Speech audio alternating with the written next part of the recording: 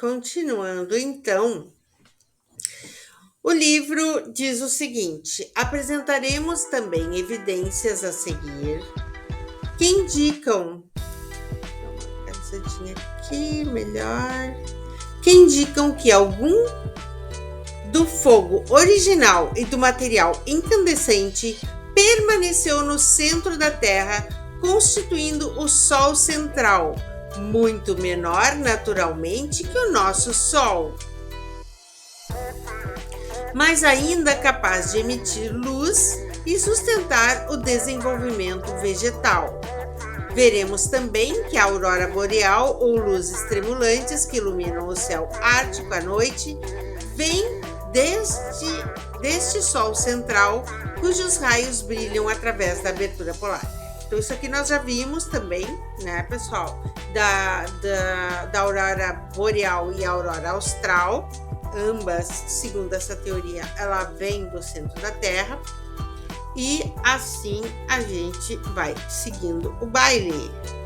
Assim, se a Terra era originalmente uma bola de fogo e de metal fundido, algum desse fogo permaneceu em seu centro, segundo essa teoria, enquanto a força centrífuga, resultante da sua rotação em torno do seu eixo, fez com que seu material sólido fosse arremessado para a periferia, formando uma crosta sólida e deixando oco o seu interior, com uma bola ígnea no centro, constituindo o Sol central, que fornece luz para a vida das plantas, de animais e de seres humanos. A primeira pessoa a apresentar uma Terra oca com abertura nos polos foi um pensador americano, William Reed, autor do livro Phantom of the Poles. A gente já falou nele também, publicado em 1906. Esse livro reúne a primeira compilação de evidências científicas baseadas nas narrativas dos exploradores árticos em apoio da teoria de que a Terra é oca com aberturas nos polos. Reed estima que a crosta da Terra tem uma espessura de 1.285 km, enquanto o diâmetro de seu interior oco é de cerca de 10.270 km. O diâmetro da Terra 6.400, 12.800 aproximadamente. Então se encaixa aqui. Reed resume sua teoria revolucionária da seguinte maneira. Então, segundo Reed, aqui está. A Terra é oca, os polos há tanto buscados são fantasmas, ou seja, são inalcançáveis. A abertura nas extremidades norte e sul, no interior estão grandes continentes, não tem como ele ter chegado. E a distância do polo até a mais próxima da Terra fica a 700 quilômetros, então é humanamente impossível, ele teria que ir nadando. Mesmo no inverno, aquilo lá não fica congelado a ponto de permitir uma viagem de 700 quilômetros sobre a neve, não tem como, né? Então aqui, segundo o Reed, a Terra é oca, os polos há tanto buscados são fantasmas, há aberturas nas extremidades norte e sul, no interior estão grandes continentes, oceanos, montanhas e rios. É evidente que a vida vegetal e animal nesse novo mundo, que é provavelmente povoado por raças desconhecidas, os moradores da superfície da Terra. Reed chama atenção para o fato de não ser a Terra uma esfera perfeita, e sim achatada nos polos, ou antes que começa a se achatar quando se aproxima dos hipotéticos polos norte e sul, que realmente não existem, porque ali estão as aberturas para seu interior oco. Assim, os polos estão na realidade no ar, no centro das aberturas polares e não na sua superfície, como os pretensos descobridores dos polos supõem. Reed alega que os polos não podem ser descobertos porque a Terra é oca nos pontos polares, que ficam no ar, dada a existência ali das aberturas que dão para o seu interior. Quando os exploradores pensaram que alcançaram os polos, foram enganados pelo comportamento estranho da bússola nas altas latitudes, norte e sul, e realmente A bússola ela fica totalmente desorientada quando chega aos polos. Reed alega que isso aconteceu nos casos de Peary e Cook, nenhum dos dois dos quais realmente alcançou o Polo Norte, como veremos adiante. Então ele vai falar isso aqui. A começar das latitudes 70 e 75, sabendo que as latitudes vão até 90, né? Norte e sul, a Terra principia a se curvar para dentro. O polo é simplesmente a margem externa de um círculo magnético que fica em volta da abertura polar. O Polo Norte magnético, que se pensou antes ser um ponto no arquipélago ártico, foi ultimamente mostrado pelos exploradores árticos soviéticos ser uma linha com comprimento aproximado de 1.600 km. Já estudamos ali a Cordilheira Lomonosov, que fica lá no fundo do Oceano Ártico, e realmente ela é uma linha, né, no fundo do Oceano Ártico. Então, segundo ele aqui, ó, não é um ponto, e sim uma linha. Entretanto, como dissemos acima, em vez de ser uma linha reta, é realmente uma linha circular, constituindo a margem da abertura polar. Quando um explorador alcança essa margem e chega ao Polo Norte magnético, embora a bússola aponte sempre para ele, mesmo depois que se ultrapassa, não é realmente o Polo Norte, mesmo quando se é iludido que o seja, ou que se descobriu o polo por ter sido enganado pela bússola. Quando se alcança esse círculo magnético, margem da abertura polar, a agulha magnética da bússola aponta diretamente para baixo. Isso tem sido observado por muitos exploradores árticos que, depois de chegarem às altas latitudes, perto dos 90 graus, foram confundidos pelo inexplicável funcionamento da bússola e sua tendência de apontar verticalmente para cima. Eles então estavam dentro da abertura polar e a bússola apontava para o polo norte magnético da Terra, que ficava ao longo da margem desta abertura. Quando a Terra se revolve em torno de seu eixo, o movimento é giroscópico, como o rodar de um peão. O polo giroscópico externo é o círculo magnético da margem da abertura polar. Além da margem, a Terra se achata e se inclina gradualmente para seu interior oco. O polo verdadeiro é o centro exato da abertura polar, que por conseguinte não existe realmente, e aqueles que asseveraram tê-lo descoberto não disseram a verdade, mesmo quando pensavam que estavam dizendo, tendo sido enganados pelo funcionamento irregular da bússola em latitudes elevadas. Por essa razão, nem Cook, nem Peary, nem qualquer outro explorador jamais alcançou o Polo Norte ou Polo Sul e nunca o farão. Um artigo muito interessante sobre o assunto acima apareceu no exemplar de março de 1962 da revista Flying Saucer, escrito pelo seu editor Ray Palmer. Vamos trazer aí a foto da revista, que acredita que os discos voadores vêm do interior oco da Terra pelas suas aberturas polares. O artigo é intitulado O Polo Norte, a moda russa. Descreve as notáveis descobertas feitas pelos exploradores árticos russos que confirmam uma teoria de uma Terra oca de aberturas polares, como fazem as observações dos exploradores árticos, os quais referiremos mais abaixo. O artigo traz o seguinte subtítulo: Mais evidências de terras misteriosas nos polos. 200 anos de exploração deram aos russos um conceito novo do polo e tornam obsoleta a geografia antiga. Aqui são fatos geográficos indiscutíveis. Isso foi publicado nessa revista. Passaremos agora às citações deste artigo. Muitos leitores se lembrarão dos artigos que publicamos com as nossas teorias de que há algo misterioso a respeito de cada uma das áreas polares da Terra. Sugerimos que há muito mais área em ambos os polos do que é possível mostrar num mapa do globo. Olha que interessante! Chamamos a atenção para os estranhos voos do Almirante Byrd, além do polo. Mencionamos o caso das montanhas desaparecidas e dos diferentes serviços militares desconfiarem das habilidades cartográficas uns dos outros. Sugerimos mesmo que a Terra é oca e que gigantescas aberturas de 3.370 km existem nos polos e que há muitas evidências da existência dessas aberturas. Chamamos atenção também para o fato de haver muito segredo e conversa fiada a respeito das áreas árticas e antárticas. Tanto é que tem o Tratado do Ártico e Tratado da Antártida também, né? Sugerimos também que os discos voadores poderiam vir desta área misteriosa ou de dentro da Terra.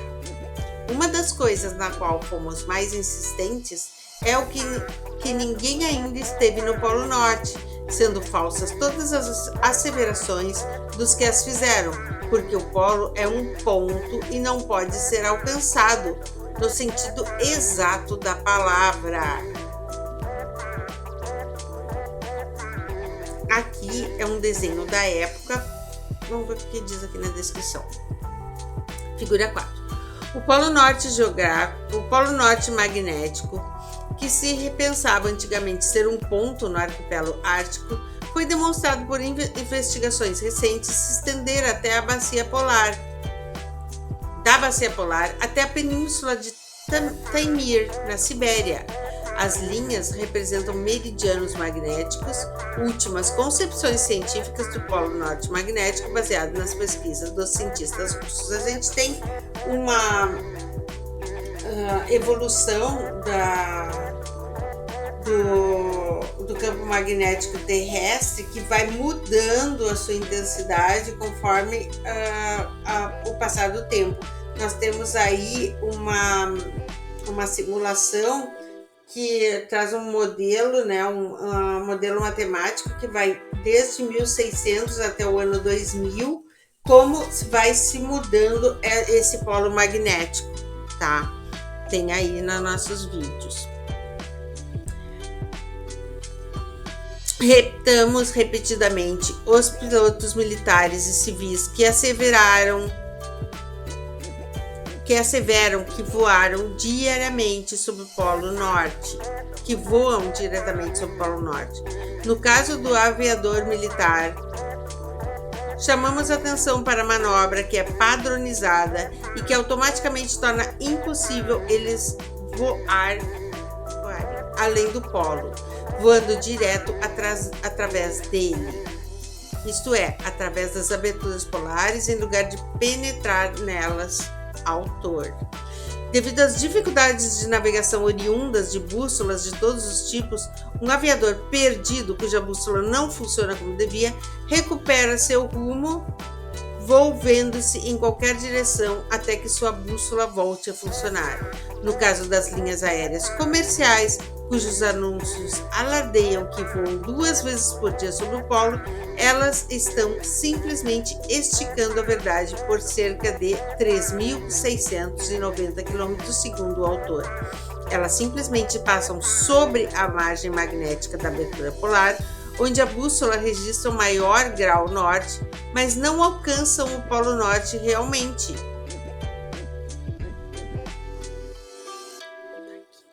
Que é o ponto central da abertura polar dentro dessas margens. Temos disponíveis nos arquivos russos dados de várias centenas de anos de história de exploração ártica que provam o nosso ponto mais importante, além de qualquer dúvida, isto é, que o Polo Norte magnético não é um ponto, mas, deduzem os russos, uma linha do comprimento aproximado de 1.600 quilômetros. Antes de prosseguir, podemos lembrar que pensamos que estão errados nesta dedução e que em lugar de uma linha é um círculo. Então, uns falam que é um círculo, outros falam que é uma linha e outros falam que é um ponto. Dada a falta de espaço para localizado no globo, os russos foram forçados a comprimir suas observações numa área bidimensional, Tiveram que espremer o círculo dos dois lados, transformando-o numa linha. Gostaríamos agora de apresentar um resumo daquele ponto único da exploração russa que realmente cobre um aspecto mais amplo do que apenas o do magnetismo da Terra. Eis o que os russos dizem. Vamos ver o que os russos dizem. Os navegadores das latitudes elevadas, perto dos 90 graus, são sempre perturbados pelo estranho funcionamento de suas bússolas magnéticas, ocasionadas por irregularidades e assimetrias aparentes no campo magnético. Os mapas magnéticos primitivos foram desenhados na presunção de que o polo magnético norte fosse virtualmente um ponto. Correspondentemente, foi esperado que a agulha da bússola, que se inclina mais para baixo à proporção que se aproxima do polo magnético, deveria apontar diretamente para baixo ou quase isso no próprio polo magnético. Entretanto, os dados de muitas expedições, tanto russas quanto de outras nacionalidades, mostram que a agulha da bússola aponta diretamente para baixo por uma distância muito longa. Então, quer dizer que existe realmente um círculo magnético, né? Através do Oceano Ártico, desde um ponto a noroeste da Península de Tamir até outro ponto no arquipélago ártico. Essa descoberta, a princípio, levantou a hipótese de que havia um segundo polo magnético, localizado tentativamente a 86 graus de longitude leste, o campo magnético do arquipélago ártico até a Sibéria. O polo magnético norte, que se pensava outrora ser um ponto no arquipélago ártico, foi achado pelas recentes investigações e mostra a estender-se através da bacia polar até a península de Tamir, na Sibéria. Tenho estudado sobre a expedição Lorex de 1979. Muito interessante. Pesquisem. Em termos magnéticos, o polo é uma área muito extensa, que atravessa a bacia polar de um continente ao outro, pelo menos 1.600 quilômetros de comprimento. Olha isso, minha gente. E pode ser acrescentado que existe de uma maneira difusa por mais 1.600 quilômetros. Não é realmente um ponto no norte longínquo, e sim a borda da abertura polar. Pois quando o Almirante Byrd o ultrapassou e entrou na abertura polar, que leva ao interior da Terra, deixou o gelo e a neve do Ártico para trás e penetrou num território mais quente. Assim, quando o Almirante Peary e qualquer outro explorador ártico que tenha usado uma bússola magnética assevera até alcançar o polo, está fazendo, na verdade, uma afirmação muito vaga. O que eles falam? Que o Peary, lá em 1909, quando ele chegou naquele círculo polar, quando a bússola dele começou a dar chabu, quando começou a ficar meio estranha, ele deu meia volta e disse: cheguei no Polo Norte, e voltou. Mas, na verdade, faltava muito ainda para chegar, né? Isso aí já está comprovado, né? Se vocês forem pesquisar, a maioria vai dizer. Existe uma controvérsia entre o Cook e o Peary. E o Cook, ele desmente, mas o Peary desmente o Cook, mas ninguém tem certeza. Inclusive, a própria bibliografia diz que se considera o Peary, mas existe muita controvérsia acerca do fato. Enfim. Pode somente dizer que alcançou um ponto, o qual pode estar em qualquer lugar numa área de 3.200 quilômetros, a borda magnética da abertura polar, onde sua bússola apontou diretamente para baixo, uma conquista notável, mas não a descoberta do polo, segundo o livro. Uma vez que outros tipos de bússolas, tais como a giroscópica e a de orientação inercial, têm igualmente limitações, podemos ousadamente dizer que jamais alguém alcançou o polo, e ainda mais que não há um polo a alcançar. Em seguida, tendo se encontrado desafiados Em seguida, tendo-se encontrado desafiados para explicar o estranho comportamento da bússola na bacia polar, os teóricos recorreram ao espaço, à atmosfera mais alta e até mesmo ao Sol para explicar o que acontecia com os instrumentos. Então, o polo tornou-se a interação do campo magnético com as partículas carregadas de eletricidade do Sol. Isso aí é a explicação da aurora, né? Boreal e astral. Mais significantes são as referências desfavoráveis aos antigos cartógrafos, cujos mapas são agora nuvens espessas congeladas na imaginação dos cartógrafos como massas de terras. A marinha, por exemplo, sente-se um pouco desconcertada quando o exército diz que suas montanhas perdidas no Polo Sul nunca existiram, porque não a podem encontrar pelo seu próprio e confuso cômputo, baseado num polo magnético, que não está lá de modo algum. Constatamos, então, que novas áreas de terra são descobertas e velhos mapas jogados fora, porque as terras que mostravam não estão mais lá. Essa confusão é devida ao funcionamento irregular da bússola no norte longínquo, dado que o polo magnético norte não é um ponto, como os antigos cartógrafos supunham, e sim um círculo em volta da margem da abertura polar. Isso nos traz ao assunto das terras de mistério, de grandes extensões das áreas polares, que podem possivelmente ser colocadas no nosso globo sem superposições sérias de maneiras impossíveis. Poderia ser de lá que se originam os discos voadores? É bem sabido que os polos magnéticos norte e sul não coincidem com os polos geográficos, como deveriam se a Terra fosse uma esfera sólida, convexa nos polos. A razão pela qual os polos magnéticos e geográficos não coincidem é porque, enquanto os polos magnéticos ficam ao longo da margem das aberturas polares, o polo geográfico fica no seu centro, no ar, e não em terra sólida. Como veremos abaixo, o verdadeiro polo magnético não está na margem externa da abertura polar, mas no centro da crosta terrestre, que deve estar a cerca de 640 quilômetros abaixo da superfície, ao redor da abertura polar. Por essa razão, a agulha da bússola ainda continua a apontar verticalmente para baixo depois que se passa a margem da abertura e se peneira nela.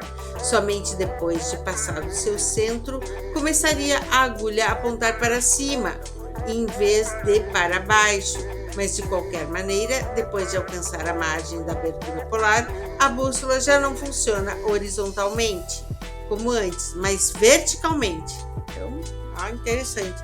Isso tem sido observado por todos os exploradores árticos que alcançam latitudes elevadas e ficaram intrigados com isso.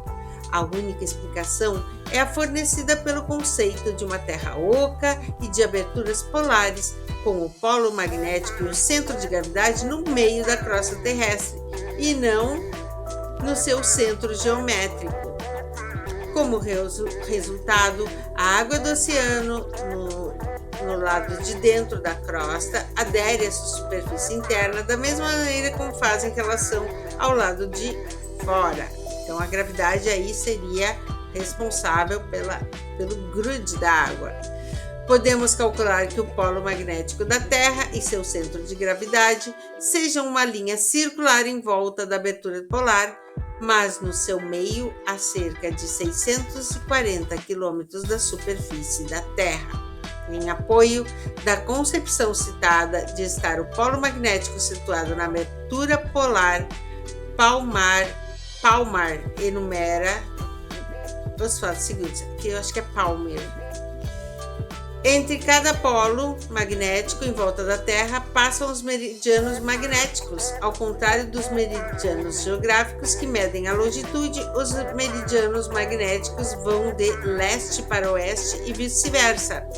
A diferença entre os meridianos geográficos, ou o norte e sul verdadeiros, e a direção indicada pela bússola magnética, ou o meridiano magnético de um determinado lugar, é chamada de declinação. A primeira observação feita foi em Londres em 1580 e mostrou uma declinação leste de 11 graus. Depois a gente vai ver isso aí. Vamos colocar figuras. Em 1815, a declinação alcançou o máximo de 24,3 graus. Isso corresponde à diferença de 35,3 graus em 236 anos, que é equivalente a 3.400 quilômetros. Nós temos isso aí, um vídeo, uma pequena demonstração da evolução do campo magnético da Terra desde 1600 até o ano 2000. Olhem aí nos vídeos. Se traçarmos um círculo em volta do polo com um raio de 1.700 km, de modo que tenha um diâmetro de 3.400 km, tal círculo representaria a margem da abertura polar, ao longo da qual, nesse caso, o polo magnético norte se desloca de um ponto ao seu oposto, na outra extremidade, de um diâmetro de 3.400 km em 235 anos. É esta a razão pela qual não coincidem os polos magnéticos e geográficos. O polo geográfico é um prolongamento do eixo da Terra e, uma vez que passa pelo centro da abertura polar, estará no espaço vazio, não podendo, por conseguinte, jamais ser descoberto por qualquer explorador, uma vez que não se encontra em terra sólida.